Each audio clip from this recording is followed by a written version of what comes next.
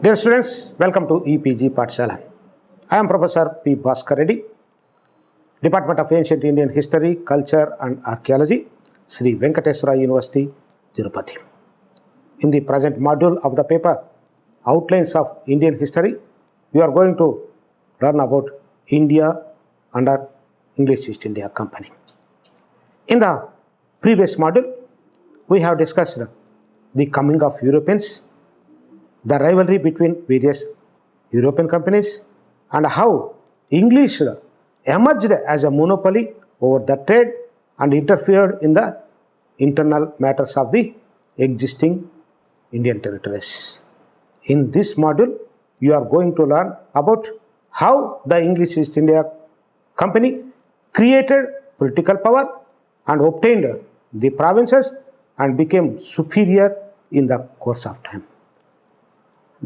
The learning objectives of the study are to understand the establishment of British East India Company power over different regions of India through war and diplomacy. In that, the components which we are going to discuss are the company and collapse of the Mughal power, the conquest of Bengal, the battles of Plassey, Buxar and their importance in the progress of the British East India Company, control of Upper Gangetic Plain, Anglo-Mysore Wars, Anglo-Maratha Wars, the Dalhousie's policy, acquisition of territories, besides the condition of people in the society during the company rule. With these objectives, let us start our discussion on first the company and collapse of Mughal power in India and how it paved the way for the progress of English East India Company and how it became superior in Indian politics. Taking advantage of the political disorders in the country, the English company began coming out more openly to establish its position by territorial acquisitions. It became possible because, as Marx wrote, the paramount power of the great Mughal was broken by the Mughal viceroys. The power of the viceroys was broken by the Marathas. The power of the Marathas was broken by the Afghans, and while all were struggling against, all the Britain rushed in and was enabled to subdue them all. Taking advantage of this situation, the Englishes started the acquisition of territories directly by waging a wars. The conquest of Bengal is an important war in the history of India, which it was a turning point in the history of British East India Company rule over India. Now we may proceed. The conquest of Bengal by the British East India Company, how they conquered. The beginning of the British political sway over India started from the Battle of Plassey. The company had secured several valuable privileges in the year 1717 under royal firman by the Mughal emperor, who had granted the company the freedom to export and import their goods in Bengal without paying taxes and a right to use the passes. This firman was the perpetual source of their conflict in Bengal. In the year 1756, the Nawab of Bengal, Siraj-ud-Dowla, decided to force the English to pay the dues they used to pay before getting the privileged firman, and even he tried to control the English in Bengal. With these causes to superiority over the Bengal, the conflict was begun and it resulted the Battle of Plassey, which occurred between the Bengal ruler and East India Company. The conflict ultimately resulted the Battle of Plassey, where the Siraj-ud-Dowla was murdered. The Battle of Plassey paved the way for the British mastery over Bengal. It boosted British prestige and raised them to the status of a major contender for the Indian Empire. After the death of Siraj-ud-Dowla, the new Nawab, Mir Jafar, who was a puppet in the hands of the British, granted the company the right to trade in Bengal, Bihar and Orissa. Thus, the English East India Company secured the right to revenue forming over a large tract of land known as the 24 Parganas to the south of Calcutta also. The rich revenues of Bengal enabled British to organize a strong army. This was the beginning of their wars, and it resulted the superiority of the British, and also it paved the way for the further attempts of the British to conquer some more territories. The next important conquer is over the upper Gangetic plain, which it resulted the Battle of Buxar in the year 1764. The Battle of Buxar was fought on 22nd October 1764 between the forces under the command of the British East India Company led by Hector Munro and the combined armies of Mir Qasim, the Nawab of Bengal, Siraj-ud-Dawla, the Nawab of Awadh, the Mughal Emperor Shah Alam II. The three allies were defeated at Buxar and concluded the Treaty of Allahabad. This was one of the decisive battles in Indian history, for it demonstrated superiority of the English arms over the major Indian powers who combined together to fight against the English. The company after that obtained from the Mughal Emperor a charter making the Diwani rights to collect and manage the revenues. Thus the Battle of Plassey and Buxar secured a permanent foothold for the British Company in the rich provinces of Bengal, Bihar, Orissa and Awadh. Besides, as already we have discussed in the previous chapter, the Karnataka wars also occurred for the similar purpose. Though it is a rivalry between French and the English, the main purpose is to dominate in the southern coast. The Karnataka wars were fought between the English and the French on the Indian soil for the supremacy. The company in the 20 years war of Carnatic crushed the French power in India. By the end of the Third Carnatic War, the Nawab of Carnatic practically became a client of the English East India Company. After the end of the Carnatic War, there was a major change in the political scenario of the south. That is the rise of Hyder Ali, later Tipu Sultan. Hyder Ali, as a subordinate of the Mysore Samson, he started an independent state and started the occupation of territories in south. This conflict between the Hyder Ali and English, which fought in the coming years, is known as Anglo-Mysore Wars, which have much impact and interest in the history of India. Regarding the Anglo-Mysore Wars, which fought in between 1767 to 1799, the British East India Company, seeking an overland connection between its holdings at Madras, Bengal, and also sought to gain access to the northern Sarkars, a series of coastal territories held by the French till 1758. The habit of interfering in the internal matters of the Indian states and the lust for territory and money soon involved a series of wars.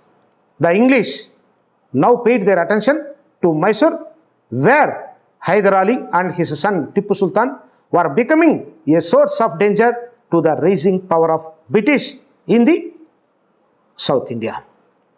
As a result, the Anglo-Mysore War began. Now we may proceed to discuss the details of each Anglo-Mysore War, why it was occurred, the course of the war and its results. Regarding the first Anglo-Mysore War, which occurred between Hyder Ali and English in between 1767 to 1769. At that time, Mysore was a powerful state under Hyder Ali. In the year 1766, with an intention to suppress Hyder Ali, the British joined the Nizam of Hyderabad in attacking Hyder. Thus, in the year with the combination of Hyderabad, Nizam, in the year 1769, the first Anglo-Mysore was fought. In that war, Hyder Ali successfully defeated the British, and finally the Treaty of Madras was signed. With that treaty, Hyder Ali occupied almost the whole of Karnataka. Thus, with the conclusion of the first Anglo-Mysore War, Hyder Ali showed his superiority and he became powerful in the south. But it was not an end. The Britishers once again tried to suppress the Hyder Ali. As a result, the second Anglo-Mysore War started in the year 1780 and it continued up to 1784. During this time, the company was led by a powerful and experienced General Warren Hastings. He acted with firm resolve and determination. In the second Anglo-Mysore War, Hyder was defeated at Porto Novo by Aircote. In that war, Hyder was died in the year 1782 and the war was ended with a peace treaty of Mangalore with his son Tipu in the year 1784. With the conclusion of Second Anglo-Mysore War, the English won in the battle. It resulted in the death of Hyder Ali and the English dominated over them. However, two more wars were occurred between English and Mysore because the Tipu who made an alliance with the French. The third war began in 1789 and ended in Tipu's defeat in 1792. This was more fruitful from the British point of view. In this war, the Marathas and Nizam aided the British and Cornwallis successfully captured the Bangalore. The war also ended by the Treaty of Seringamapatnam. According to this treaty, Tipu ceded half of his territories, two of his sons as hostage of war, and rupees 330 lakhs as war indemnity. But Tipu, after the conclusion of the third war, he tried to once again to regain the power. As a result, one more war occurred between these two forces known as Fourth Anglo-Mysore War, which occurred in 1799. The British army during this period, headed by Lord Wellesley, he attacked and defeated Tipu Sultan once again in a fierce war. In this war, Tipu met a heroic death in 1799 while defending his capital Seringamapatnam. Thus, with the end of this war and the death of Tipu Sultan, the English restored the old Hindu family to Mysore and concluded subsidiary alliance with the ruler, making him as puppet of the British, just as a Nizam of Hyderabad and Nawab of Howth. After the conclusion of Anglo-Mysore Wars, the English were superior in the south by controlling the Mysore state, Hyderabad, Howth.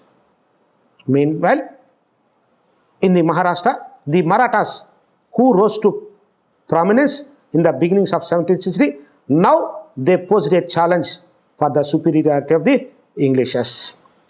It resulted the conflict between the Marathas and the English to their superiority in the Indian politics. It resulted a long-drawn conflict of wars that occurred between Marathas and English, known as Anglo-Maratha Wars, which began in the year 1775 and ended in the year 1818.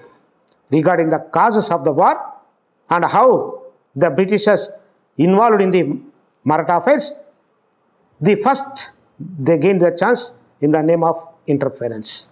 The English got an opportunity to intervene in the internal affairs of the Marathas in 1775. There were two claimants to the post of Peshwa at Maharashtra.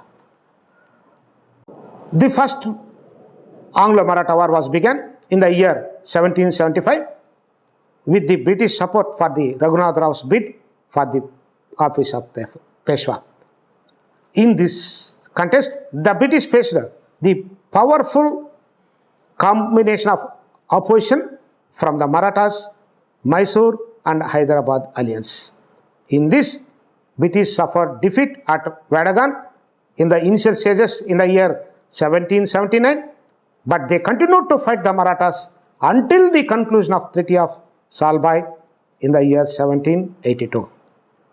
With that treaty, the Britishers occupied Salsette, Tana Fort, Fort Warsaw, and others. Regarding the cause and course of the Second Anglo-Maratha War, the second war was caused by the Peshwa Bajirau's defeat by Holkar and his acceptance of British protection by the Treaty of Bassein in the year 1802. The other Maratha chiefs, Scindia and Bhonsla, were taken aback by this introduction of British power in their dominions. During that time, General Wellesley crushed the armies of Scindia and Bhonsla in the battles of Assaye and Agan in 1803. Both Scindia and Bhonsla became subsidiary allies of the company due to their defeat. Finally, the company made peace with Holkar in 1806. Thus, the Second Anglo-Maratha War had shattered the prestige of Maratha chiefs, but not their spirit. In this also, the Britishers came out successful. The Third Anglo-Maratha War is another phase of their course of battles, which began in 1817 and continued 1818. The two main causes that led to the third and final conflict between the British and the Marathas were: the first one is the growing desire of the Marathas to get back their lost territories. The second one is excessive control over Maratha nobles and chiefs by the Britishers.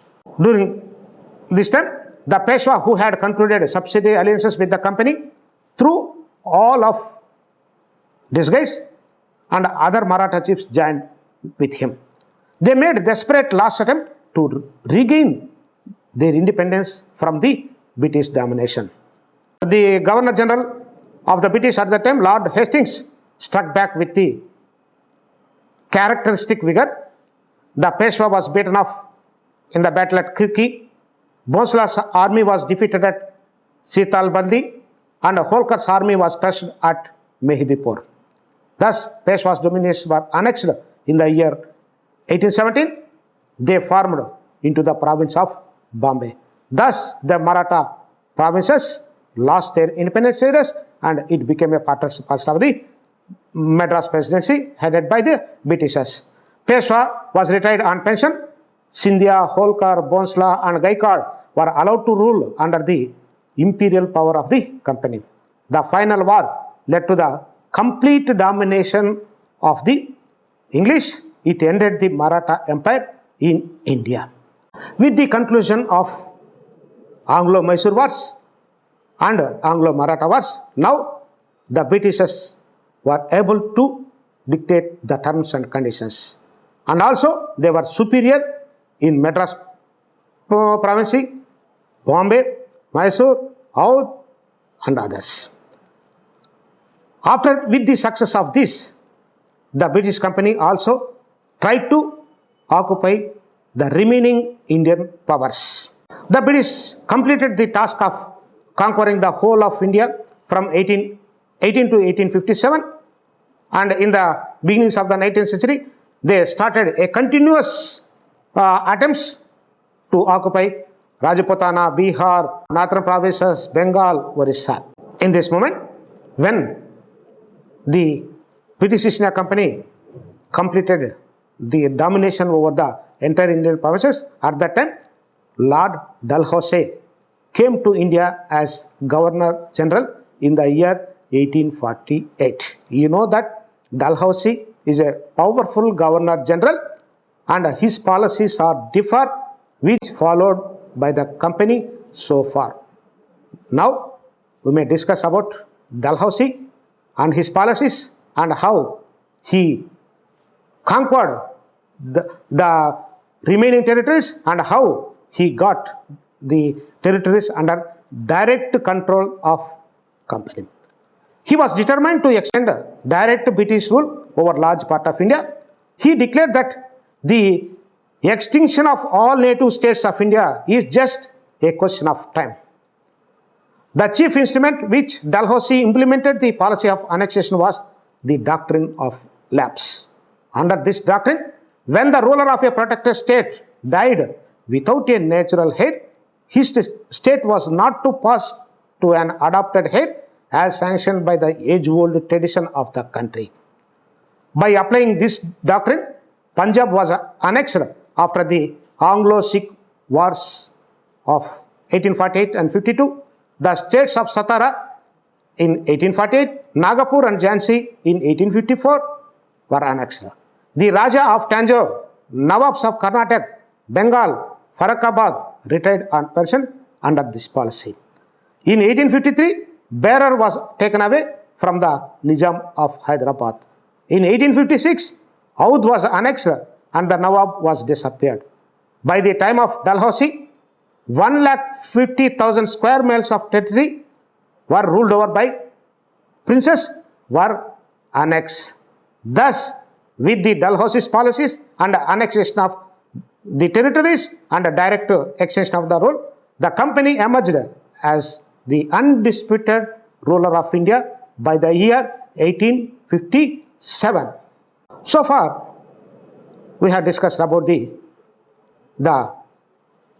company rule, the acquisition of the territories, the wars that occurred between the company and various Indian rulers, and how the Englishes suppressed them, their policies, and others. Besides that, we may also discuss in brief about the condition of the people during the company rule up to 1857 in brief manner. The British secured both political and economic power because of their annexation. They used this power for the plunder of India. The communities which were affected by the British rule included the artisan communities, the trading and commercial communities, the agricultural communities, the village communities, the tribal communities, and ruling communities, and several others. Regarding the artisan communities are concerned, the artisan community was ruined because they were forced to work in the company's factories. They were forced to accept advances and produce goods for the company alone, and thereby get themselves transferred into the bonded or debt slaves of the company. After 1813, the manufacturers or manufacturers of England were allowed under the free trade to flood the Indian markets. This led to the unequal competition between the manufacturers of England and the handicrafts of India, and a consequent destruction of native industry as well as of the age-old union between agriculture and manufacturing industry, which was promoting interdependence or balanced development of industry and agriculture. This was one of the important aspects regarding the artisan communities. Regarding the trading and commercial communities and their place during this period, is the company maintained monopoly in trading during this period. The Indian merchant communities had to buy goods only from the company, and that too at a higher price, resulting in lower profits. The heavy taxation in England resulted in destruction of the native trading communities. The discriminatory policies in tariff and the custom duties, tax on sale, and later in goods transport rates in railways also ruined the native trading communities. This kind of ruinization of trading communities in turn delayed the emergence and independent native merchant bourgeois or middle class and growth of capitalist economy for a long period. Regarding the agriculture and agricultural communities are concerned, the company rule brought so many changes in the revenue administration and agricultural policies. Their main intention is to get much revenue from the agricultural sector. Thus, the agrarian reforms began to be introduced in different parts of the country. The major agrarian reforms of the land revenue included the Jamindari system of land revenues introduced in the Bengal Presidency, northern portion of Madras Presidency, and Benares. The other is the Rautwari system introduced in Baramahal, ceded districts, Jamindari territories of Madras Presidency, Bombay Presidency, Coorg, Assam, and eastern Punjab. The other system is Mahalwari system, which was introduced in northern India. All these revenue systems which had re-established and strengthened existing landlordism on a new basis aimed at transformation of the company into a supreme landlord in India, securing of regular and increased income to the company. Transformation of India into a purely agriculture country, a raw material supply in the country to the British industry in England, and a marketplace for British trade. The creation of a class of royal supporters to the British rule, reducing of competition from native moneyed class to the company, reclamation of more forest land for extension of cultivation, arresting the growth of modern industry in India so as to increase import of the British manufacturers into India for higher purpose, destruction of existing native industries and a diversion of artisans to culture. Finally, introduction of capitalist land tenure systems. With this discussion, I hope you may understood the company, how it acquired the territories, their policies, the wars, and also the conditions prevailed in India during the company rule regarding the artisans, industry, trade, agriculture. Now, the summary of this lesson is the British East India Company's success in establishing its authority over India through war and diplomacy turned India into a colony, serving the interests of the mother country, England. The net result was exploitation and oppression of different sections of people in Indian society. For more details and better understanding, go through the e-text and other components of the model. Thank you.